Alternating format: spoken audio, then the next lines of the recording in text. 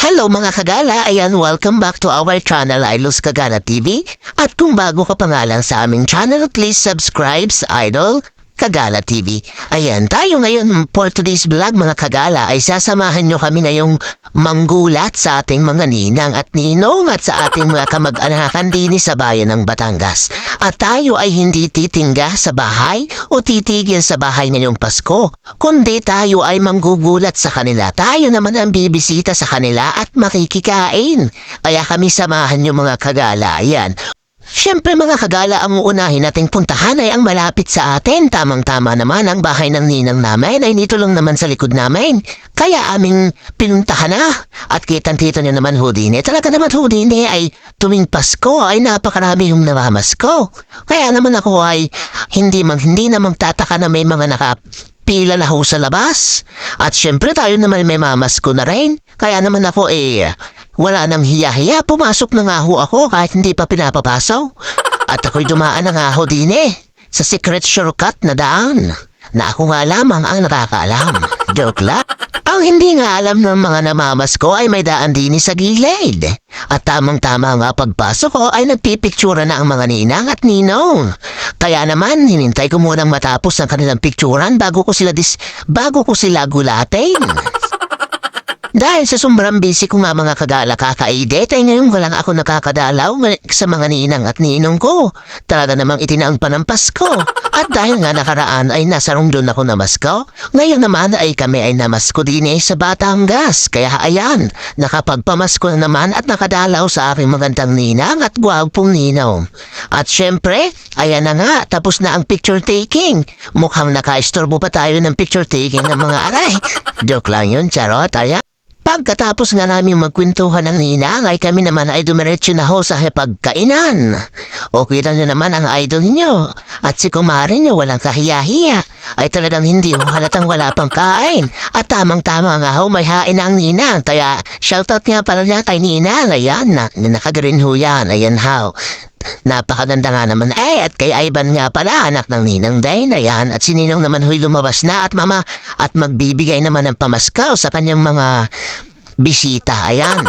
Ngayon nga ho ay bago tayo kakain ay ipaparita ko muna sa inyo ang labas at ako to namin namamangha at napaka-instagrammable nga naman ang labas ng bahay ng ninang at haba ako'y nagpipicture at nagdi-video ay hindi ko nga akalain na sa idol ho ay nakaupo na sa lamesa. Abay nauna po sa may-ari ng bahay. At pagkatapos nga namin kumain sa mga ninang ay hindi pa tayo natatapos sa gala natin ngayong Pasko mga kagala dahil may pangalawang stopover pa tayo. At ari nga ho ang ating pupuntahan sa Golden Country Home na imbitahan naman tayo ng isang ninang sa kumpil ng aking asawa. Kaya naman kami samahan niyo ulit at kakain na naman tayo din Polpihado din ay may kantahan. Hari na may kantahan kung wala naman ay tayo at tayo ang kakanta sa kanilang harapan ng bahay. Ayan. So samahan niyo kami nga ho nakapasok na din At kitang-kita nyo naman ako nagre-ready na at kakantahan natin, gugulatin natin sila. So kakantahan nga natin ang Pilis na Bidad, itong ating pangalawang bahay na stopover. Titingnan natin kung tayo pagbubuksan. Baka kasi mapagkamalan tayong nangangaruling. Kaya naman kakantahan ko muna.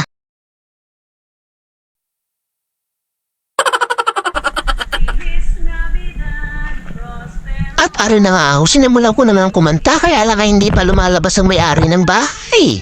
Mukhang hindi nagandahan sa aking kanta. Kaya naman inulit-ulit ko pa. At bago pa nga ako mawala ng boses ay finally ay lumabas na ho ang may-ari ng bahay. Na nga ho ang mga ninang at ninaw. Kaya naman ako'y nag-dis na. At diretso pasok na ho sa loob. At hindi nga namin akalain ay daw na marami palang bisita ang ninang. At ang mga pinsan pala ay naandini at ang mga tiyahin namin.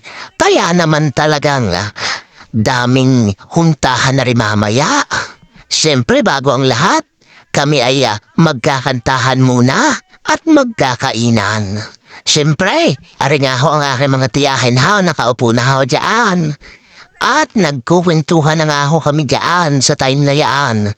At habang hinihahain ang pagkain ng mga ninang at ninaw, kami naman ho ay totoong naghuhuntahan ng mga tiya din At minsan nga lang ho magkita-kita, kaya naman kami ho ay talagang tudo kwentuhan din eh. O siya mga kagala. Teka muna, hintay muna. At nagtatawag na ho ang may-ari ng bahay, kakain na daw. Kaya naman ho kami ay nagsitayuan na para pumunta sa hapagkainan. Ari na nga ho ang aming kakainin. Aba hindi ko mabilang ho kung ilang putahe ito at kung ano ang mga tawag sa putaheng aray. Hindi ko masabi sa inyo talaga hong magaling magluto ho ang ninong namin na aray. Kitang-kita nyo naman na tibang iba putahe ang nakahain din eh. Ang kilala ko nga lang ho na putahe din eh, ay lumpia. At dahil paborito kang lumpia, unahin muna natin ang lumpia. At pagkatapos nga namin kumain at nagpakabusog mga kagala ay arin na naman ho. Ay nagyaya naman ang ninaw ng na magkantahan. Kaya naman ako'y mapapakanta na naman na rin. At ayos naman ang barik na down. Tingnan niyo naman at nakaharap pa sa kanyang iniinom. Sabi ko may bawal ho uminom. Ay isang shot lang daw ang gusto niyang inumin. Ay kaya naman pinagbigyan ko na nga. At dahil sa Pasko naman. After ilang oras nga ay dumating na rin ang aming mga pinsan. Kaya naman kami ay nagpaalam na rin sa may bahay. At kami ay may pupuntahan pa ulit.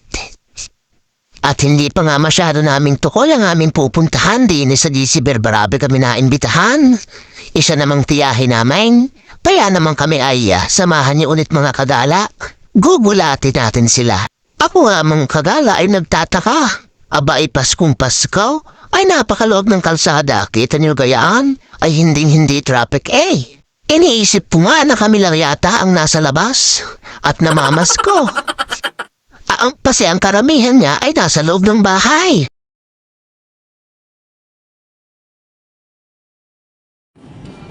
At finally mga kagala, naandin na ho tayo sa loob. At bago pa nga ho tayo makapasok sa ating pupuntahang bahay, ay siyempre haharangin muna tayo ng gwardya din eh. Hindi maaaring hindi tayo mag-iiwan ng ID. Baka tayo mapangkamalang magnanakaw din eh. Kaya naman tinanong muna kami kung saan kami pupunta. At nung nalaman nga ho na kami ay may pupuntahan na kamag-anak, ay basta lang ho kami pinalampas na, pero pinuha pa rin ang aming ID. Sadya naman hong gayon pa talaga pagka-subdivision. Alam naman namin yan. Kaya naman hindi na ho kami magtataka. At kami ay haharangin at kukunin yung ID. Kaya naman inihanda na namin ni Idol, malayo pa ang kanyang ID. Pinapili pa nga namin kung ano ang gusto niyang ID, kung malaki ang picture o maliit. At arin na nga ho, bago pa ho kami maligaw at tumire-diretso, ay inabangan na ho at hinarangan na ho kami ng aming tiyuhin din eh. Sabi nga ho sa amin na rin, ay malayo pa kami, ay basta makakita daw kami na nakakulay blue yun na. Abay bakit nakakulay pink? O siya mga kagala, tayo na't baba at kantahan ulit natin ng caroling song. At talagang ibang klaseng mga ngaroling tao, abay diretsyo ng loob ng bahay. O siya mga kagala, Napasarap ka rin ng pa tayo pagkatapos nito. Ako nga ay nagpahinga nga muna din sa maganda nilang sala at nanood ng palabas. At nakita ko nga ang aming pinsan din nakaupo, kaya naman na aking minarites na. At dumiretso na rin kami sa kusina. Ayan, tamang-tama naman at naghain na ang may-ari ng bahay. Ay talaga namang napakasarap eh, oh. Gustuin na namin kumain ng marami, ay talagang busog na ho kamay. Ay umantakan mo ng patatlong bahay na aray. Ay may susunod pa tayo dito mga kagala, kaya huwag kayong bibitaw. Kakain muna kami din at magkukwentuhan ng tiya. Ayan. So ito na nga mga kagala, ginabi na po kami. 6:00 na po, nakaalis tayo sa tatlong stopover natin. Sa patatlong stopover natin, napadami po ang ating kwentuhan at napasarap. Kaya naman kami ay ginabi na ho. So pupunta pa rin naman tayo sa ating last destination. Ayan. So, kukuhan mo namin dito yung aming ID. Kasi bago tayo pumasok dito, kailangan mong iwan ng ID. Yung PWD ID, Victor lang.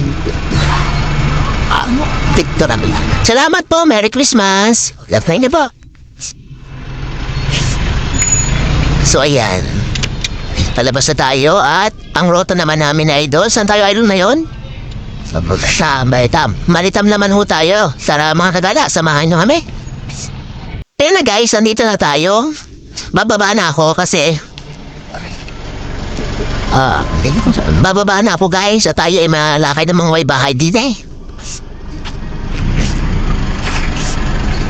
So, sila ang ating gugulatin. Kay Tita Mary. Sila ang ating gugulatin.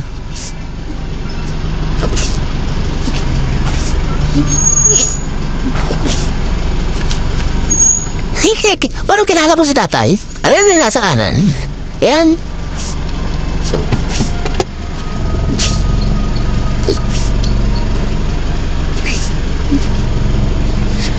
Merry Christmas ho!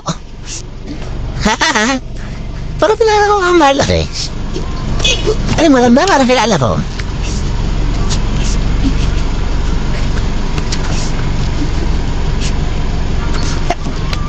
Ay, sada. Sada, marapin to. Kakantaan ko natin meron ng... Tilis na bilad. Mga amas kumuhuna ako kami din sa may bahay. Gugulatin namin sila. Kantahan natin si mga amas ko tayo.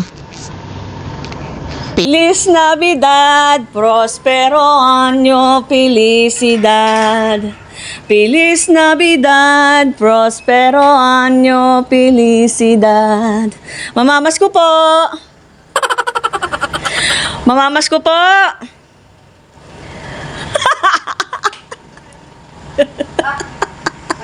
Ate Mary, ano makakain dyan?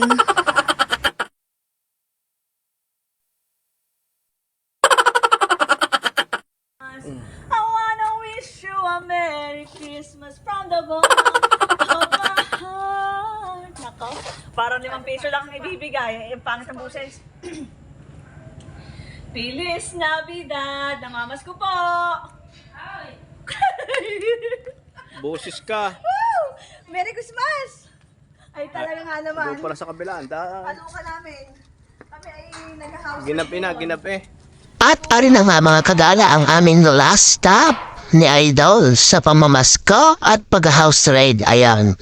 Kami nga ho ay buti na lang ho din sa last stop namin ho ay gising pa ang mayari ng bahay. Kaya naman kami ho ay dumire-diretso na ho sa kadilang gate at pinagbuksan na nga ho kami ng mayari. So ayun na nga ho mga kagala, hanggang dito na lang ang aming video at sana itinag-enjoy kayo at nabusog sa panonood ng aming mga ganap ngayong Pasko. Ayan, thank you po sa mga nanonood ng aming vlog at sumusuporta ho sa Idols Kagala TV. Bye-bye mga kagala! Kami sisimba muna ho pagkatapos ng last stop over namin ito. Ayan, Merry Christmas everyone!